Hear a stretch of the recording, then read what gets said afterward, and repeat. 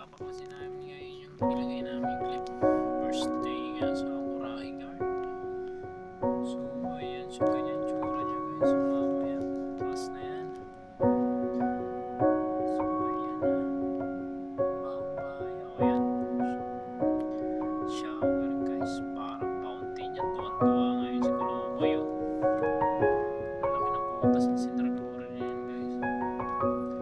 Sindragura nga pala yan.